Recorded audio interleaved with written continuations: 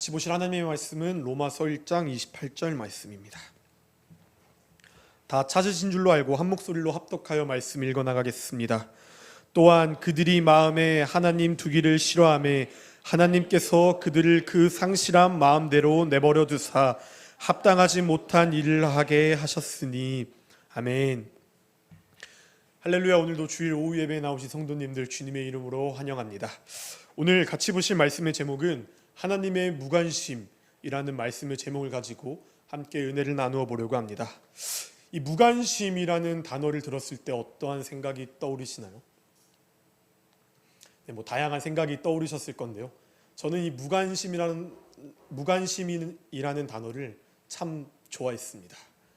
제가 무관심이라는 단어를 왜 좋아했었냐면은 제가 사춘기 시절 때 부모님께 가장 많이 하였던 말씀입니다. 나를 좀 포기해라. 나를 좀 내버려 둬라. 나는 자유의 영혼대로 살 테니 제발 나에게 관심 좀 꺼라. 라는 말을 너무나도 많이 했어요. 이 말을 할 때도 부모님께서는 포기하시지 않으셨습니다. 그러나 제가 너무 강하게 나를 좀 포기해달라고 얘기했을 때 부모님께서 한번 저를 포기하신 적이 있으셨어요. 물론 부모님이 저를 포기했다는 게 정말 호족에서 저를 판다 이런 개념은 아니었겠지만 정말 저 뜻대로 어디 한번 살아보라고 내버려 두신 적이 있습니다. 그때 저는 이 무관심이라는 이 무관심 속에서 너무나도 크고 기쁜 자유를 누리기 시작했습니다. 정말 제 멋대로 행동하였고 정말 제 멋대로 살면서 제 마음대로 밤늦게까지 놀러 다니고 또 친구들이랑 어불러 다니면서 참 많은 일탈을 저질렀어요. 이렇게 하루의 무관심이 되고 이틀의 무관심이 지나고 3일의 무관심이 지나기 시작하다 보니까 이 무관심이라는 단어가 나에게 기쁨을 가져다 줄 줄 알았는데 이제는 기쁨을 가져다 주지 못하는 시기가 도래하기 시작하게 되어집니다. 인간이 살아가면서 가장 중요한 이 의식주라고 하는 것이죠. 먹는 거, 자는 거, 입는 거, 여기서부터 이제 문제가 시작되어지기 시작하게 되어져요. 제가 무관심이라는 단어를 좋아하고 사랑하였었던 이유는 이 모든 것을 다 벗어던지고 내 뜻대로 내 마음대로 사는 것에 있어서 어떠한 책임과 어떠한 질책도 받지 않는다는 단순한 것이 너무나도 기쁜 나머지 나에게 신경을 꺼달라고 했는데 내가 삶을 살아갈 동안 그렇게 긴 시간을 살진 않았습니다만 먹는 것도 자는 것도 입는 것도 하나 제 뜻대로 되는 것이 아무것도 없게 되어지더라고요. 그러다 보니까 이 무관심이라는 단어를 좋아하기 시작했는데 지나고 보니 무관심이라는 단어가 참 무섭게 다가왔었던 어린 시절의 기억이 있습니다. 연예인들도 이런 말을 참 많이 합니다. 이 악플보다 무서운 게 대중들의 무관심이다. 저도 이거를 잠깐이나마 느꼈지만 이 무관심이 정말로 우리에게 큰 자유를 가져다 주지는 못하더라고요. 이러한 하나님의 무관심이라는 말씀의 제목을 가지고 우리 부모님 혹은 저 혹은 연예인 혹은 여기 앉아 계시는 성도님들의 시각이 아니라 하나님께서 가지고 계시는 무관심이라는 시각을 가지고 함께 우리가 말씀 가운데서 어떻게 삶을 살아내 나아가야 되는지 함께 은혜를 나누어 보려고 합니다. 오늘 우리가 읽은 말씀을 살펴보니 28절의 말씀이죠. 또한 그들이 마음에 하나님 두기를 싫어하며 하나님께서 그들을 그 상실한 마음대로 내버려 두사 합당하지 못한 일을 하게 하셨으니 라며 이 하나님을 마음에 두기를 싫어하는 백성들을 향해 주님이 그대로 내버려 두셨다는 것을 말씀 가운데서 우린 살펴볼 수 있게 되어집니다. 우리가 알아야 될 점이 하나님이 정말 내가 너를 자유롭게 살 수 있도록 자유의 의지를 너에게 부업한 것이니 너 마음대로 살아라 라고 하여서 이들에게 관심을 끄는 것이 아니세요. 이때 사람들이 하나님을 마음에 두는 것을 싫어하였고 하나님을 마음에 두는 것을 싫어하다 보니 삶 가운데서 끊임없이 죄를 짓기 시작하게 되어집니다. 그때마다 우리가 성경을 살펴보면은 하나님께서는 죄악된 것들 가운데 심판하시는 하나님이라는 것을 우리가 살펴보게 되어집니다. 근데 오늘 읽은 이 로마서 1장 28절의 말씀은 사뭇 다른 느낌의 심판으로 주님께서 우리를 징계하시기 시작하셔요. 바로 내가 어떻게 살든 간에 하나님께서는 그 상실한 마음을 그대로 내버려 두어서 너가 합당한 일을 하든지 합당한 일을 하지 못하든지 알아서 하라고 하나님께서는 철저하게 외면하시기 시작하게 되어집니다. 사랑하는 성도님들, 이 하나님의 무관심만큼 참 크고 슬픈 심판이 없을 줄을 믿습니다. 이 하나님과의 관계가 단절되는 것만큼 무섭고 큰 심판이 없더라고요. 이게 제 삶 가운데서 잠깐 대입해 보자면은 앞서도 말하였지만 제가 이 청소년 시기 때 하나님을 놓치고 잃어버리면서 산 시절이 꽤 길었습니다. 그때 저가 무슨 행동을 하든지 간에 아무런 일이 벌어지지 않았어요. 역시 하나님 나를 버리시지 아니하셨군요. 내가 분명 징계를 받아 마땅한데 이러한 행동을 하더라도 하나님께서 나를 징계하시지 아니하시군요. 하나님 정말 은혜의 하나님이시네요 라며 혼자 착각하면서 살기 시작하였을 때가 있었습니다. 사람이 한 번은 어렵지 두 번은 쉽다고 하죠. 이렇게 내가 무슨 행동을 하면 할수록 하나님께서의 응답이 없고 하나님께서의 징계가 없기 시작하니까 겁이 없기 시작하게 되어졌어요. 이렇게까지 막 살기 시작하고 있는데 하나님께서 아무런 저에게 징계가 없기 시작하니까 이제는 슬슬 두렵기 시작하게 되어집니다. 제가 이 당시까지만 하더라도 신앙이 막 크진 않았습니다만은 그래도 제가 교회에 나와서 목사님께서 말씀하시는 말씀도 듣고 또 자이든 타이든 간에 억지로 끌려 나와서 교회 활동을 하기 시작하는데 내가 들은 하나님, 내가 지식으로 알고 있는 하나님은 내가 이렇게 막 살기 시작하면은 분명 징계를 내릴 것이다. 분명 돌아올 수 있도록 나를 채찍질할 것이다. 이게 제가 알고 있었던, 제가 지식으로 경험했었던 하나님이었거든요. 그렇기 때문에 제가 죄를 지으면 지을수록 하나님께서는 저를 언젠가는 다시 돌아올 수 있게끔 치시겠지. 그때 내가 하나님께 돌아가자. 내가 그때 하나님께 회심하자라면서 정말 무서운 줄 모르고 하루하루 일탈을 저지르면서 이렇게 청소년기를 보내기 시작하게 되어집니다. 근데 그렇게 삶을 살아가다 보니 내가 이렇게까지 막 살기 시작하고 있는데 왜 나에겐 아무런 일이 벌어지지 않기 시작하지라며 두렵기 시작하게 되어졌어요. 그때 제가 하나님 앞에 기도를 해보기 시작합니다. 하나님, 내가 어느 정도 신앙생활을 했고 어느 정도 교회에 나왔고 내가 어쩔 때는 또 이렇게 교회의 학생으로서 또 어쩔 때는 또 세상의 학생으로서 왔다 갔다 하면서 잘 살고 있는 것 같긴 한데요. 주님, 왜 나에게 아무런 응답이 없으시죠? 주님, 왜 나를 혼내시지 아니하시죠? 주님, 왜 나와의 기도 가운데서 주님이 만나주시지 아니하시죠? 라며 이 두려운 마음과 함께 주님 앞에 기도하기 시작하게 되어집니다. 그때 제가 만난 하나님께서 주신 말씀이 바로 이 말씀이에요. 제가 하나님이 저를 사랑하셨고 하나님이 저를 은혜 가운데 보호하시사 징계하시지 아니하셨던 게 아니라 저와 하나님 가운데의 관계가 죄 가운데 끊어져 있었다는 것을 알게 되어집니다. 제가 하나님과의 관계가 단절되어지기 시작하고 제가 하나님과의 소통이 없기 시작하게 되어지니까 제 마음에 나침반 되시는 예수님이 없기 시작하니 무엇이 죄인고 무엇이 죄가 아닌지 분별하지 못하기 시작하게 되는 것이에요. 그렇게 분별할 수 있는 영이 없기 시작하니까 이러한 죄도 지어보고 저러한 죄도 지어보고 하면 안 될 짓들을 많이 하면서 삶을 살아갔어요. 그렇게 살다 보니까 하나님께서는 저와의 죄 가운데 관계가 끊어져 버려서 제가 하나님을 바라보지 못하는 상황 가운데 놓이게 하게 하시더라고요. 이때 제가 느낀 감정이 정말 어렸을 때 느낀 감정과 동일했습니다. 어렸을 적에 엄마가 저를 놀이터에 맡겨놓고 장을 보고 오시면은 정한 시간대에 엄마가 다시 돌아온다고 약속했는데 정한 시간대에 엄마가 돌아오지 않으면은 너무나도 겁이 나고 무서워서 막 울었던 기억이 있어요. 동일하더라고요. 이 어린아이의 마음과 같이 내가 막 죄를 짓고 막 마음대로 살기 시작하여서 기쁠 줄 알았고 하나님이 간섭하지 않고 터치하지 않으니까 내 힘대로 내 뜻대로 내 지혜대로 마음대로 살 줄 알았는데 그렇게 살면 살수록 무섭기 시작하고요. 두렵기 시작하고 급기야 하나님을 찾았을 때 내가 하나님이 나를 이뻐하셔서 심판하신 것이 아니라 나와 하나님의 관계가 소멸되어져 버렸구나라는 걸 깨닫기 시작할 때 주님께 돌아가기 시작하게 되어졌습니다. 사랑하는 성도님들, 하나님과의 관계가 끊어졌다면 속히 회복되시길 소망하겠습니다. 하나님과의 관계가 끊어지는 것만큼 무서운 하나님의 심판은 없을 줄 믿습니다. 하나님께서 우리에게 내려주신 이 삶의 시련, 혹은 이 영적 전쟁 가운데 견디지 못할 너무나도 아픔들, 이거 다 하나님의 은혜거든요.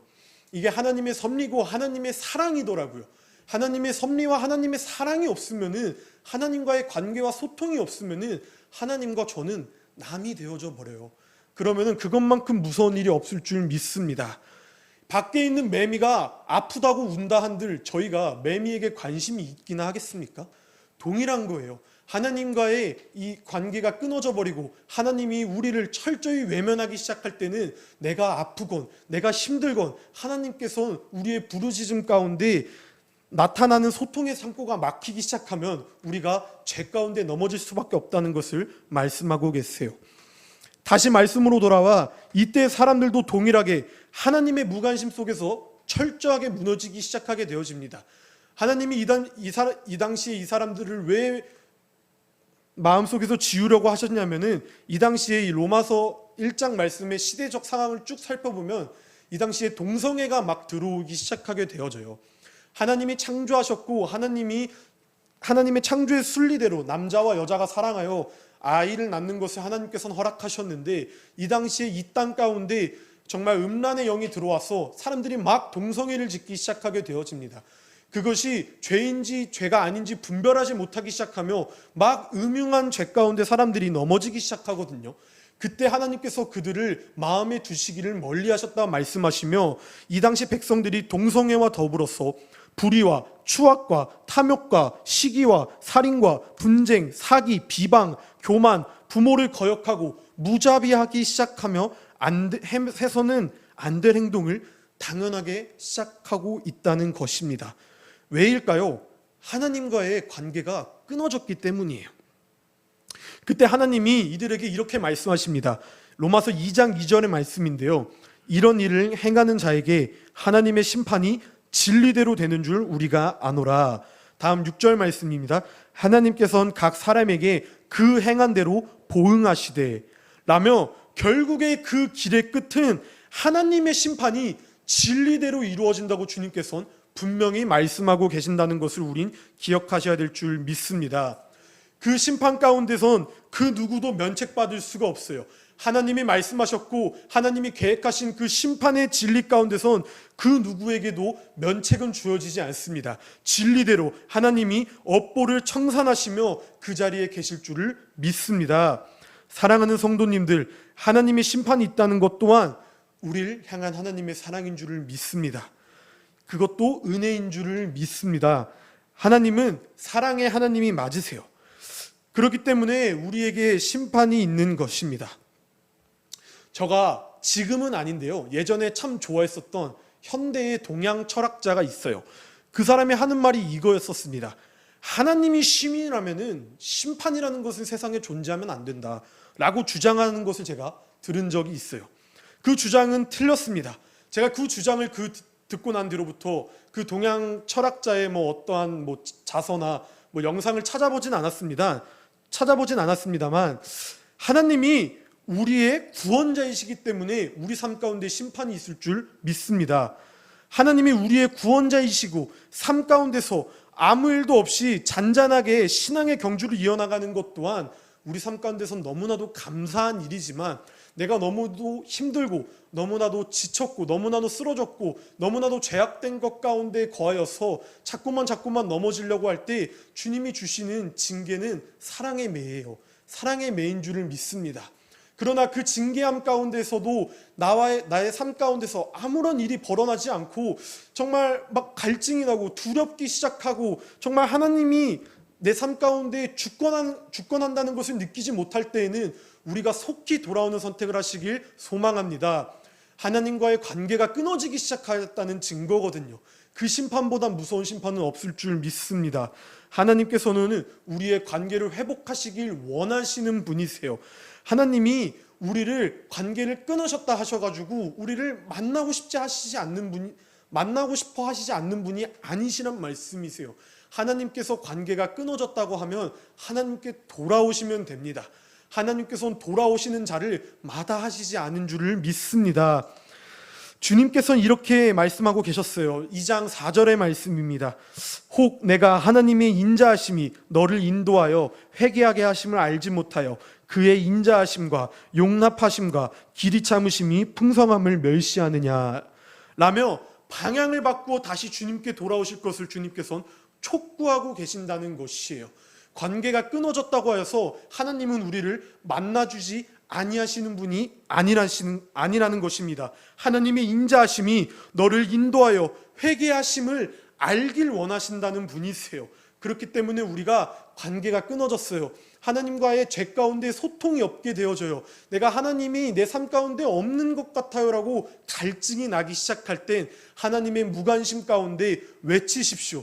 회개하십시오. 돌아오십시오. 그러면은 하나님의 인자하심이 다시 우리를 속히 회복시켜 줄 줄을 믿습니다. 우리가 이렇게 열심을 다하여서 하나님 앞에 나아가야 되는 이유가 무엇인가요? 오늘 우리 담임 목사님께서도 말씀하셨듯이 우리가 천국의 소망을 품어야 되지 않겠습니까? 이렇게 어쩔 때는 하나님 앞에 나와서 기도한다 하고 삶 가운데 나아가서는 하나님의 철저한 무관심 속에 세상 사람들과 다를 것 없이 방황하며 삶을 살아갈 때 우리가 누구에게나 주어지는 심판의 날 가운데 내가 너가 누군지 모른다 라고 주님께서 말씀하시게 된다면 이것이 얼마나 비참한 삶입니까? 너무나 안타까운 일이에요. 그렇기 때문에 우리가 하나님과의 관계 가운데 회복되어야 된다는 것을 믿으시길 소망합니다. 하나님과의 관계가 회복되기 시작할 때 하나님께서는 우리를 용서해 주세요. 하나님께서 우리를 만나 주세요. 하나님과의 관계가 단절되셨다면은 나는 이제 끝났어. 나는 이제 하나님 앞에 나아갈 수 없는 자야. 그냥 죄 가운데 거하여서 늘 죄짓고 적당히 살다가 적당히 갈게 라는 마음을 품지 마시고 지금 끊어내시고 결단하셔서 하나님 앞에 속히 돌아와 하나님의 무관심 가운데 거하는 것이 아니라 하나님의 충만한 관심 가운데 거하여져서 때로는 광야를 걸을 때 하나님을 의지하시길 소망하고 또한 행복한 길을 걸을 때도 주님의 주시는 충만한 은혜입니다 라는 감사의 기도를 내뿜으면서 한 주간 날마다 삶을 살아갈 때 늘 소통하고 깨어 분별하며 승리의 길을 걷는 우리 모두가 되길 진심으로 소망합니다. 이 시간 말씀을 정리하면서 우리 너무 멀리 왔나요? 라는 찬양을 하나님께 올려드리며 다 같이 기도하며 나아가시길 소망하겠습니다.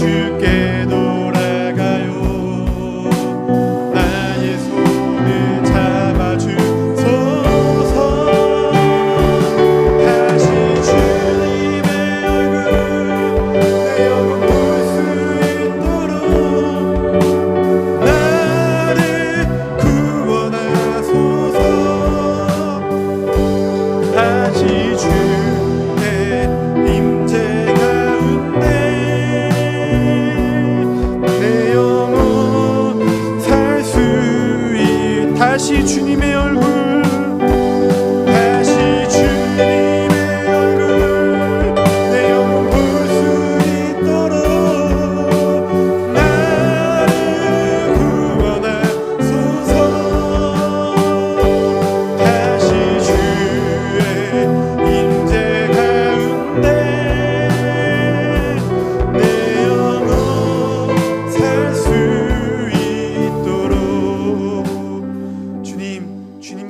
관계가 끊기진 않길 소망합니다. 혹여 내 죄 가운데 거하여 주님과의 관계가 끊긴 것이 있다면 회개하고 돌아가오니 주님 속히 회복하게 해달라고, 또한 주님과의 끝없는 사랑 가운데 거하여져서 내가 주님의 징계한 길을 걷더라도, 주님이 주신 충만한 은혜의 길을 걷더라도 늘 주님의 사랑 안에 거하여서 주님만 의지하며 걷길 소망한다고 우리가 주여 세 번 크게 외치시고 기도하며 통성으로 나아가시겠습니다. 주여,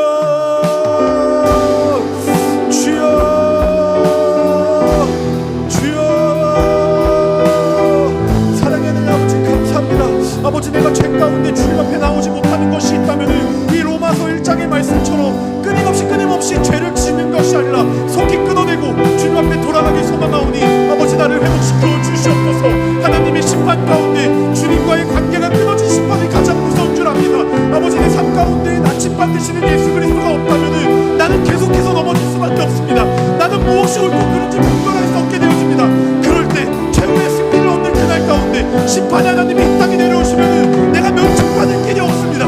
내가 주님 앞에 나올 명목이 없게 되어져요. 그때 주님이 나에게서 내가 너가 누군지 모른다라고 말씀하시면 내가 너무나도 비참합니다. 그러지 않기 위해서 우리가 지금 이곳에 나왔습니다. 그러지 않기 위해 천국의 소망을 품고 이곳에 우리가 나왔습니다. 그렇기 때문에 내가 조금 멸시받아도, 내가 조금 억울하여도, 내가 조금 찾기 힘들어도 죄를 짓는 것이 아니라 살아계신 예수 그리스도의 이름으로 의지하오니 아버지, 내 마음 가운데 조금이라도 죄성 가운데 타락하여져 주님 앞에 나오지 못하는 것이 있다면 속히 끊어내게 하여 주시옵고, 내 마음에 충만한 사랑과 은혜를 도와서 구원한 마음을 더하여 주시옵소서. 내 마음에 주님을 향한 사랑이 가득하게 소망합니다. 가시밭길을 걸어도 돌밭길을 걸어도 십자가를 짊어지고 그 길을 올라갈 때 주님, 내가 감사함으로 기쁨으로 올라가길 소망합니다. 주님께서 나에게 주신 이 시련과 역경과 고난은 역전의 길이요 회복의 길이요 나를 향한 주님의 사랑의 길인 줄을 믿길 소망하오니 아버지, 나에게 힘을 더하여 주시옵소서. 그 길을 혼자 걸어가지 않게 해주시옵고 날마다 주님을 의지하며 나아가오니 주여 우리와 함께하여 주시옵소서. 부르짖는 심령 가운데 첫사랑 회복되게 하여 주시옵고, 내 마음 가운데 주님을 향한 믿음이 연약하여졌다면 주님 굳건하게 하여 주시옵소서. 굳건하게 하여 주시옵소서. 모두 다 도전받고 회복되어져 돌아가 하나님의 꿈을 이뤄내리는 삶, 천국의 삶으로 살아나가길 소망하오니 부르짖는 심령 가운데 주여 충만한 은혜를 더하여 주시옵소서.